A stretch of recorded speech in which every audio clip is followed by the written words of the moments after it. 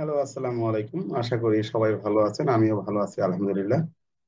বেশ কয়েকদিন ধরে আহ, ক- কয়েকটা স্লাইড তৈরি করতেছিলাম এবং ধারাবাহিকতায় আজকে খুবই গুরুত্বপূর্ণ একটি স্লাইড নিয়ে আলোচনা করব। বিশ্ববিদ্যালয়ের বাংলাদেশ বিশ্ববিদ্যালয় পাবলিক এবং প্রাইভেট ইউনিভার্সিটি যেগুলো আছে সেইগুলায় রিক্রুটমেন্ট পলিসি কোথায় এই প্রবলেম গুলো শুরু হয়।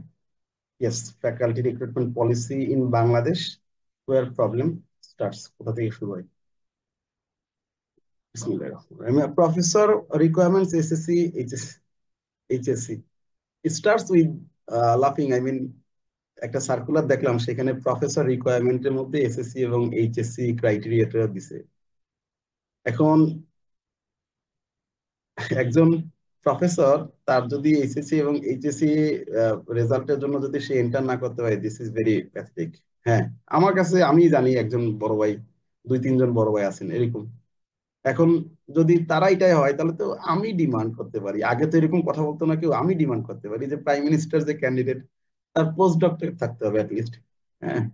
তো যাই হোক, by the grace of almighty Allah, যাই সামনের দিকে। Society losing best candidates, recruitment system.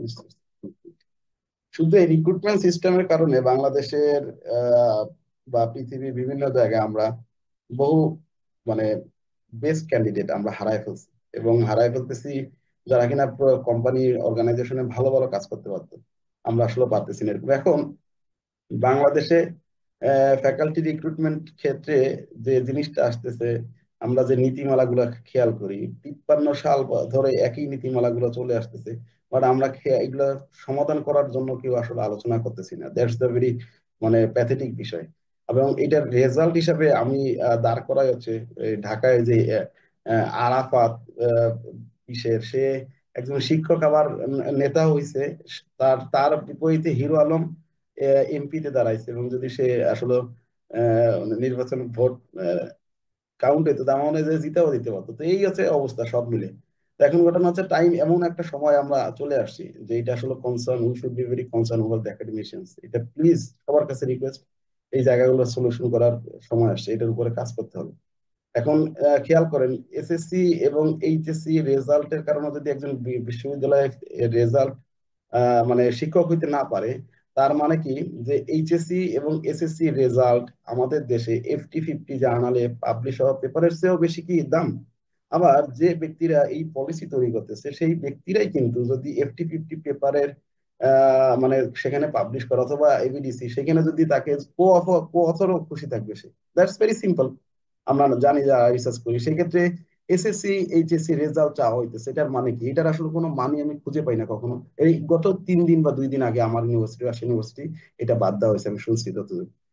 আমার কাছে এটার এসএসসি এবং ইন্টারের মানে হচ্ছে যে ওল্ড পেডি প্রডিউস মোর রাইস, অর্থাৎ পুরান চাল ভাতে পারে এরকম। আমার আব্বার হাতের লেখা দেখছি অনেক সুন্দর, আমার দাদা অনেক ইংলিশ সুন্দর কথাবার্তা বলে। তার মানে কি, ওই দাদার আমলের এসএসসি ইন্টারের রেজাল্ট দিয়ে আমরা, তাহলে তো তাদের এসএসসি ইন্টার ইকুয়াল টু আমাদের অনার্স মাস্টার্স এর, এরকম একটা ব্যবস্থা হয়ে যেতেছে। আসলে কি তাই? ঠিক এই একটা অবস্থা। এখন আমি কয়েকজনের কাছে, একাডেমিশিয়ানস এর কাছে, এবং ইউজিসি মেম্বার সেও, তার কাছে পর্যন্ত জিজ্ঞাসা করছিলাম যে মানে ওয়াই এসএসসি ইন্টার, সবকিছু সামারি মিলে অনেকের কাছ থেকে যে অ্যানালাইসিস আমি পাইছি, তারা এখানে লেখা আছে, আপনারা দেখবেন। এসএসসি, লজিক অফ এসএসসি মানে কেন রাখতে চাইতেছে, একাডেমিক কনসিস্টেন্সি, ধারাবাহিকতার জন্য, প্রতিযোগিতামূলক মানদণ্ড, ফরমাইশি রেফারেন্স ঠেকানোর জন্য। আর বলছে যদি ইউজিসি ইউজিসি আগে সুপারিশ করাতো, এখন সুপারিশ করতেছে না, তাও বাদ দিছে। সেই ইউজিসি নীতিমালাকেও যদি ফলো করে, এবং বলছে কুইক ফিল্টারিং প্রসেস এবং কুইক করার জন্য। কিন্তু অসঙ্গতিটা কোথায় দাঁড়ায়? বাস্তব অসঙ্গতিটা দাঁড়ায় হচ্ছে, যে ব্যক্তি এসএসসি ইন্টারের মানে রেজাল্ট মানে কম, কিন্তু অনার্স মাস্টার্সে সে খুব ভালো, সেজন্য তাকে এসএসসির জন্য বাদ দিতেছে। তাহলে এটা কি আসলে 6-7 বছর পুরাতন একটা রেজাল্ট, সেই রেজাল্টটাকে আমরা মানে গ্রহণযোগ্য নিতেছি, অথচ রানিং আমাদের যে এডুকেশন সিস্টেম অ্যাডভান্স, সেটা আমরা একসেপ্ট করতেছি না। খুবই খারাপ, প্যাথেটিক। এখন সেই ধারাবাহিকতা থেকে বেশ কয়েকটা কোয়েশ্চেন, এসএসসি ইন্টার রেজাল্ট, মানে ওই ভাইয়ের সাথে কথা বলতেছিলাম, এক ভাই কল ছিল, এসএসসি ইন্টার রেজাল্ট এই নিয়ে যখন আলোচনা করতেছি, তখন বলছি যে কিছু কয়েকটা কোয়েশ্চেন এসএসসি ইন্টার দিয়ে আজকে কেসটা শেষ করতে হবে, এখানে শেষ করি। বিশ্ববিদ্যালয় শিক্ষক নিয়োগের ক্ষেত্রে কি এসএসসি ইন্টারের রেজাল্ট রাখার কোনো প্রয়োজনীয়তা আছে? 2 নাম্বার, যদি থাকে তাহলে কিন্তু লিগাল ইস্যু আসে। লিগাল ইস্যু কেমন? এসএসসি ইন্টার ইউজিসি নীতিমালাতে না, এটা খুব গুরুত্বপূর্ণ দিয়ে মনোযোগ দিয়ে শুনতে হবে। এসএসসি ইন্টারের ক্রাইটেরিয়া বিশ্ববিদ্যালয়ের শিক্ষক নিয়োগের ক্ষেত্রে ইউজিসি নীতিমালা অনুযায়ী যদি না থাকে, তাহলে যদি কোনো ইউনিভার্সিটি তারা এনলিস্ট করে সেটা, তাহলে কিভাবে এনলিস্ট করতেছে? Based on the power of 1973 act, সেটা থেকে পাওয়ার। এখন ইউনিভার্সিটি যদি 1970 অ্যাক্টের পাওয়ারটা যদি পায়, তাহলে সেই ইউনিভার্সিটি স্টুডেন্টও কিন্তু 1973 প্রিভিলেজটা পাবে, পাওয়া তো অবশ্যই উচিত। যদি সেও এরকম ধারণা করে 1973 অ্যাক্ট অনুযায়ী, তাহলে কিন্তু এরকম এই নানান ইস্যু রেইজ হবে তখন। হ্যাঁ, সুতরাং আহ, দুইজনেই 1973 অ্যাক্টের আওতায় পড়ছে, সুতরাং লিগ্যাল ইস্যু থেকেই থাকে। আর বলছে যেরকম যে ফেয়ার অফ জবলেস, অর্থাৎ যে এসএসসি ইন্টার এখন নাই, এসএসসি ইন্টার সরি এসএসসি এবং ইন্টারের রেজাল্ট ইউজিসি রিক্রুটমেন্ট পলিসিতে যদি আপনি এখন অ্যাড করেন, যেটা ইউজিসিতে নাই এখন, আজ থেকে 30 বছর পরে যদি কেউ এই রিক্রুটমেন্ট সিস্টেমের উপরে যদি কেউ লিগাল অ্যাকশনে যেতে চায়, অফকোর্স পারবে। সুতরাং যে ইউনিভার্সিটি গুলোতে, যেমন খুলনা ইউনিভার্সিটির কথা বলছি, আসবে একটু পরে, খুলনা ইউনিভার্সিটি এসএসসি ইন্টারের কথা বলে দিচ্ছে, তাদের অবশ্যই এটা ভাবা উচিত। সব university SSC inter result, recruitment policy এবং এখানে যে স্ট্যাটিউটস গুলো থাকে, সেগুলো 100% অনেক বিবেচনা করে গবেষণা করে দেওয়া উচিত। কারণ কি, লিগ্যাল ইস্যু মানে ফ্যাক্ট, এইটাই যদি আমরা ধারণা করি এসএসসি এবং ইন্টার রেজাল্ট এর পরেও যদি মনে করি যে না রাখা উচিত, তাহলে একটা বিগ কোয়েশ্চেন রেইজ হয়ে যায়। অটোপাস প্রজন্ম কি তাহলে শিক্ষক হতে পারবে না? অটোপাস প্রজন্ম হতে হয়, তাহলে এরা কি করবে? এবং এসএসসিও দেয় না, ইন্টারও দেয় নাই। আর যদি না দিতে পারে, তাহলে তো ওই সময় কোনো শিক্ষক হবে না ওই গ্রুপ থেকে, ওই ওদের এইজ থেকে। কিন্তু তাহলে কেমন হলো এটা? আর সর্বশেষ যে বিষয়টা, যে এসএসসি এবং ইন্টার রেজাল্ট দিয়ে যদি আপনি একজন ইউনিভার্সিটি শিক্ষক নিয়োগের ক্ষেত্রে জাস্ট বার দেন, তাহলে সে, তাকে যখন ইউনিভার্সিটিতে অ্যাডমিশন টেস্ট দেওয়ার জন্য যখন যোগ্যতা আপনারা দিয়েছিলেন, সেইখানে কি মেনশন করা ছিল কিনা যে বিশ্ববিদ্যালয়ে কিন্তু আপনি শিক্ষক হতে পারবেন না? ধরেন 3.5 দিয়ে আপনার এসএসসি ইন্টারে একজন একটা ইউনিভার্সিটি পরীক্ষা দিতে দিচ্ছেন, তারা কি বলবেন? আপনারা কিছুই বলার নাই। That is the most critical এইটা পয়েন্টটা। এটা তো এসএসসি ইন্টার বললাম, এর সাথে আরো অনেক কিছু বিষয় আছে, অনেক পলিসি বিভিন্ন সময় পড়ে। তো সেই ক্ষেত্রে যেমন হচ্ছে, দুই প্রার্থীর মধ্যে যদি জবের ক্ষেত্রে আসলো রেজাল্টের ক্রম অনুযায়ী, মানে রেজাল্টের ধারা অনুযায়ী যদি কাকে নিবেন, ও এটা রাজশাহী ইউনিভার্সিটির একটা ই আছে, বোথ কেস 7। তো আমার স্টুডেন্টের সাথে আমি এদিন কথা বলতেছিলাম, আলোচনা করতেছিলাম, তো সে আমার এই কোয়েশ্চেনটা করছে যে স্যার, ধরেন কোন একজন ব্যক্তির অনার্স হচ্ছে 12 আর মাস্টার্স হচ্ছে 7, তাহলে তো সে তো দুইটাতেই ক্রম অনুযায়ী থাকলো। আর যদি কোনো একটা স্টুডেন্ট সে অনার্সও 8-এর মধ্যে, মাস্টার্সও 8-এর মধ্যে, তাহলে এই এই দুজনের মধ্যে কাকে নিবেন আপনি? এই একটা বিষয়। আরো একটা বিষয় এখানে থেকে থাকে, সেটা হচ্ছে যে যদি ক্রম অনুযায়ী যদি বিশ্ববিদ্যালয়ে নিয়োগের ক্ষেত্রে দেওয়া হয়, তাহলে why not first only or second only? Dhaka ইউনিভার্সিটিতে আমি শুনছি এরকম প্র্যাকটিস হয়, তারপরে মোটামুটি সাস্টেও হয়। এরকম প্র্যাকটিস গুলো আনা উচিত। রেজাল্ট যখন তারা না চাবে, তখন একটু সামনে অন্যদিকে ভাবা যায়। অথবা মনে করেন 50%, আমার মতে, ইটস মাই পার্সোনাল অপিনিয়ন, যে 50% রেজাল্ট যারা পাবে, অর্থাৎ 100-র মধ্যে 50, আমি 100 পাইছি আর একজন 50 পাইছে, সেও 50-এর উপরে যারা পাবে, তারাই 50% নাম্বার, তারাই বিশ্ববিদ্যালয়। কারণ ক্রিয়েটিভিটি কাদের মধ্যে কিভাবে আসে এটা আমরা জানি না। এবং এন্ট্রি লেভেল বিশ্ববিদ্যালয় শিক্ষকের ক্ষেত্রে কখনো পিএইচডি বাধ্যতামূলক করা উচিত না, because of it's a fact. কারণ তার পারিপার্শ্বিক অবস্থা, তার সার্বিক অবস্থা এরকম নাও হতে পারে যে সে পিএইচডি তে এনরোল, অনেক কিছু আছে যে আমরা আসলে মানে জানি না, আল্লাহ নোস এভরিথিং। তো সেই ক্ষেত্রে অনেকে তার নিজের কারণে হয়তো বা পিএইচডি করতে পারে নাই, এরকম বিষয় থাকে। তো এই তো প্রাইম মিনিস্টার নিয়োগ করি না আমরা পিএইচডি দেখে, আমরা বিশ্ববিদ্যালয়ে এন্ট্রি লেভেলের শিক্ষক নিয়োগ করি আমরা, এগুলো কনফ্লিক্ট। এবং একজন একটা কথা বলো যে ইউজিসি বাইরে যদি কেউ বের হয় নীতিমালা, তাহলে ধরে ধরে নেওয়া যায় এরকম যে ডাল মে কুছ কালা হয়, অর্থাৎ কোনো গোপন কিছু থাকতে পারে, অসঙ্গত, তারা তার কারণেই তারা তো ব্যক্তিগত ইন্ডিভিজুয়াল ইউনিভার্সিটি একটা আসতেছে।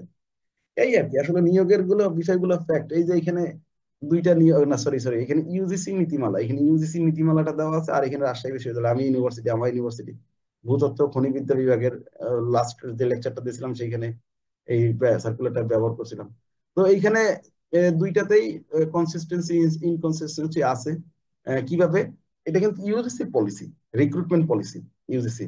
আর এই যে এই পাশেরটা, ডান পাশেরটা, এটা হচ্ছে রাজশাহী বিশ্ববিদ্যালয় সার্কুলার। বিশ্ববিদ্যালয়ে ভূতত্ত্ব ও খনিবিদ্যা বিভাগে নিবে শিক্ষক। আর এই যে নিয়মাবলী বা স্ট্যাটুটস, এইখানে প্রভিশন লেখা আছে। একটু সামনের দিকে যাই, পলিসি কন্ট্রাডিকশন কখন শুরু হয়, এটাই সবচেয়ে বড় বিষয়, যে কোন সময় এই পলিসি কন্ট্রাডিকশন শুরু হয়। রাজশাহী ইউনিভার্সিটির যে সার্কুলারটা, সেই সার্কুলারের সাথে ইউজিসি যে নীতিমালা, সেই নীতিমালায় যে কন্ট্রাডিকশনটা আসে, এটা সিম্পলি এখানে লিখছি। এটা আমি খুব খুব মনোযোগ দিয়ে শুনতে হবে। বলছে ইউজিসি পলিসি এখানে এসএসসি ইন্টার অ্যাড করছে লেকচারের ক্ষেত্রে। Sorry, not added, not added UGC, sorry, লেকচারের ক্ষেত্রে, আই মিন হ্যাঁ, I got it. I mean এটা, this discussion is based on the circular basis, circular উপর ভিত্তি করে ইউনিভার্সিটি পলিসি রাজশাহী ইউনিভার্সিটিটাই অ্যাড করছে, অ্যাড কিন্তু ক্লিয়ার করে নাই। কি ক্লিয়ার করে নাই? এসএসসি ইন্টারের এই মুহূর্তে যদি কোনো সার্কুলার আসে, তিনটা প্রভিশন হওয়ার কথা, একটু পরে আলোচনা করতেছি, কারণ এটা তো এসএসসি ইন্টারের কেস দিয়ে। আর আমি শুধু এই সার্কুলারটা একটু কন্ট্রাডিক্ট, পয়েন্টটা শুধু দুইটা পয়েন্ট। আর প্রফেসরও তো এসএসসি চাইছে, আসতেছে। বলছে 1 থেকে 7, 1 থেকে 7 যদি রেজাল্ট নেওয়া হয় লেকচারের ক্ষেত্রে, তাহলে ইয়া 1 2 3 কি মানে, ওয়াই নট 1 2 3? বললাম তো বারবার, অথবা 50%-এর উপরে। মানে মেধাক্রম আসলে থাকা উচিত না।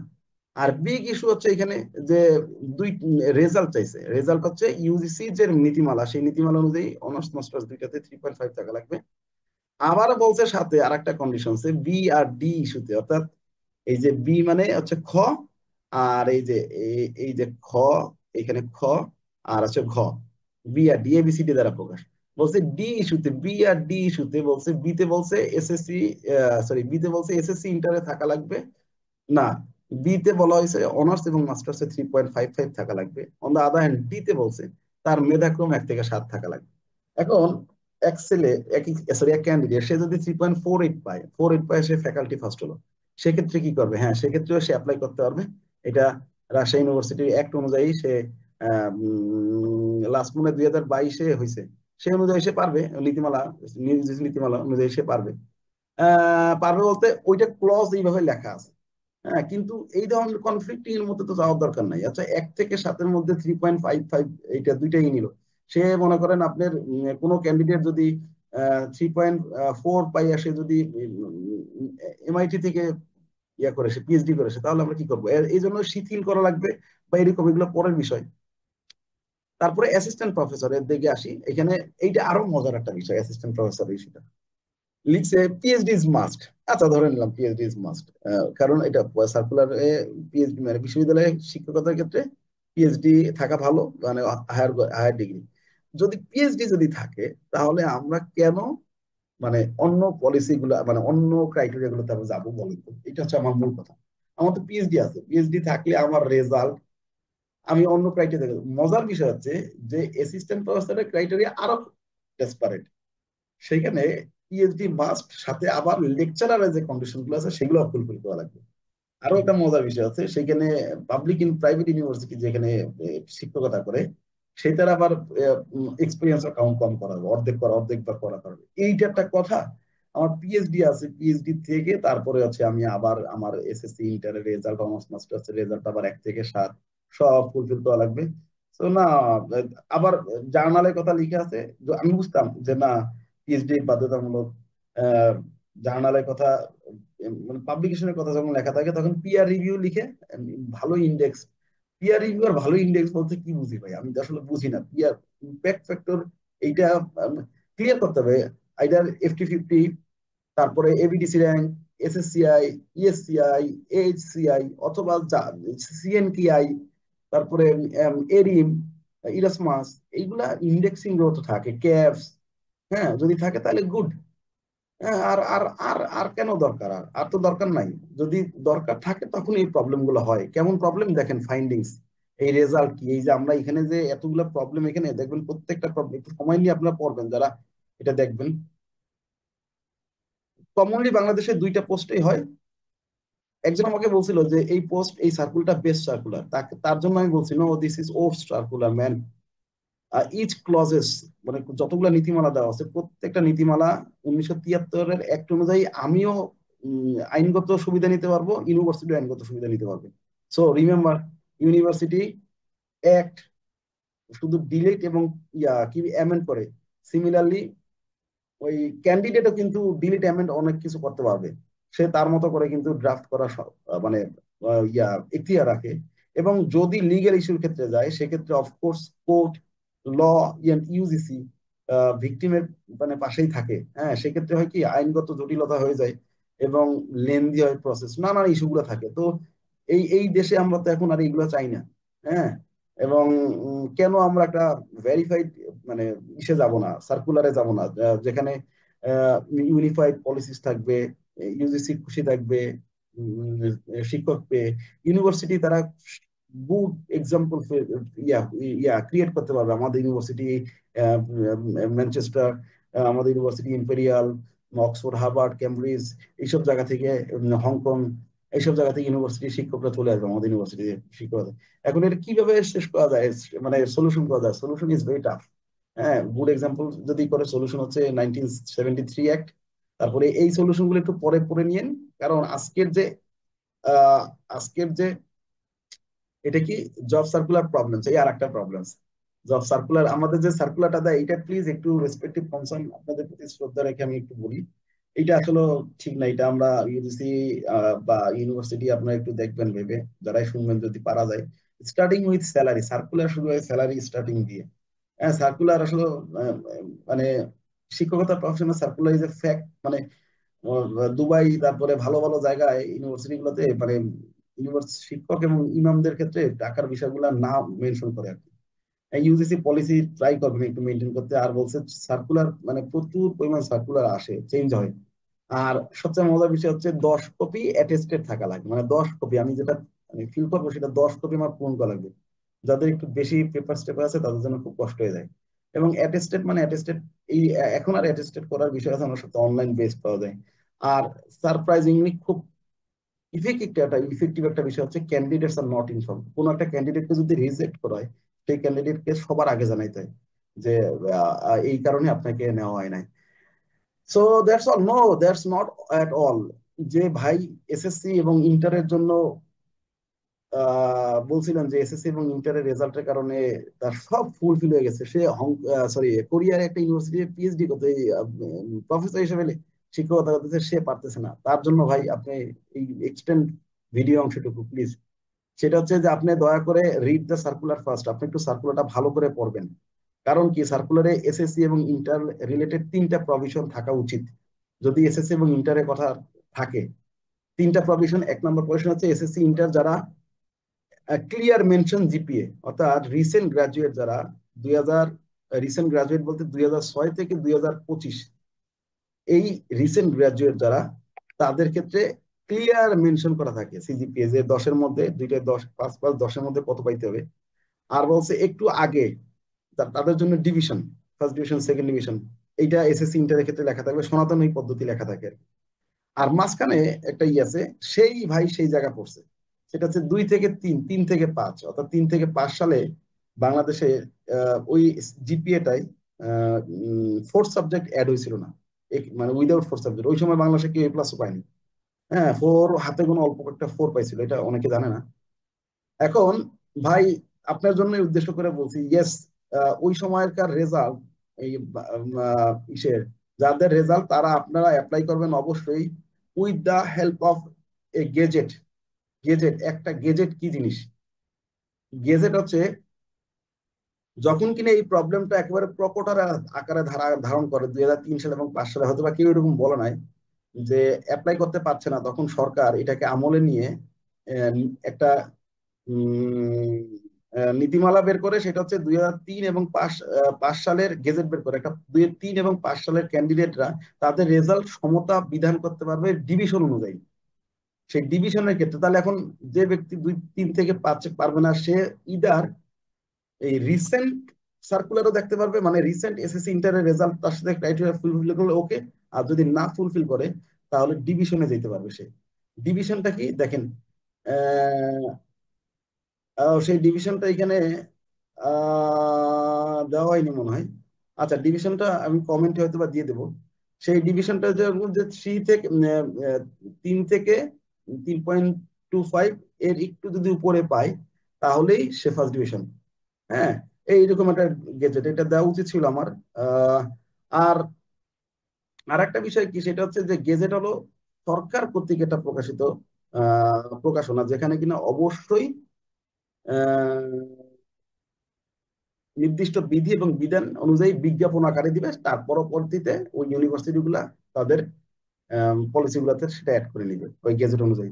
এখন যে আপনি এসএসসি এবং ইন্টারের জন্য যে আটকাচ্ছে, সে যেটা করবে সেটা হচ্ছে গেজেটের কপি সংগ্রহ করতে হবে। আহ, এখানে সব লেখা আছে সব। তারপরে ফর্ম পূরণ করা লাগবে, ফর্মের জায়গায় রেজাল্টের ক্ষেত্রে জিপিএ এবং ডিভিশন দুইটা তথ্যই আপনাদের পূরণ করা লাগবে। এসএসসি, হ্যাঁ, ইয়েস।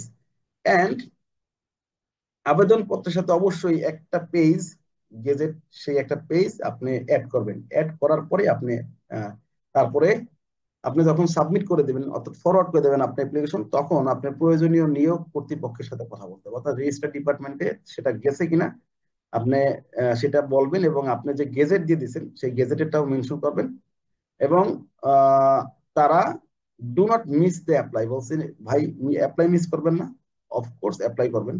বিকজ পলিসি অনুযায়ী তারা গেজেট মানতে বাধ্য 100%। আর মজার বিষয় এখানে খুব সারপ্রাইজিং, শেষ আর আলোচনা নাই। সারপ্রাইজিং একটা বিষয় হচ্ছে, সেটা হচ্ছে যে 1973 সালের অ্যাক্ট এবং 19 ইউজিসির যে নীতিমালাগুলা, শিক্ষক নিয়োগ নীতিমালাগুলা, আহ সেগুলাতে ইউজিসি ইউজিসি নীতিমালাতে মানে কোনো স্পেসিফিক ক্রাইটেরিয়া তারা রাখে না এরকম, যে যদি আপনি ফুলফিল করতে না পারেন ইউনিভার্সিটি রেজাল্ট, এসএসসি রেজাল্ট বা যে কোনো রেজাল্ট, তাহলে কি করবেন এটা রাখে নাই। আবার 1973 সালের অ্যাক্ট অনুযায়ী সেই পেজের মধ্যে বা সেই মানে আইনগুলোর মধ্যে আপনি কোনো জায়গায় রিক্রুটমেন্ট শব্দটাও পাবেন না। তবে মানে বলছে এরকম যে বিশ্ববিদ্যালয়ের মান উন্নয়ন করার জন্য যা ইচ্ছা তাই মেনে যা করা দরকার সেটা করবে। সো ফাইনাল অপশন, যদি কোনো ভাবে এটা সম্ভব না হয়, আইনগত ভাবেও যদি সম্ভব না হয়, দেন ইউজিসির standard will be the valid. তাইলে ভাই আপনি এখন পর্যন্ত ইউজিসি নীতিমালাতে এসএসসি ইন্টার অ্যাড হয় নাই। সুতরাং থ্যাংক ইউ সো মাচ, আশা করি সবাই বুঝতে পারছেন। আর বলার কিছুই নাই। আর গেজেটের বিষয়টা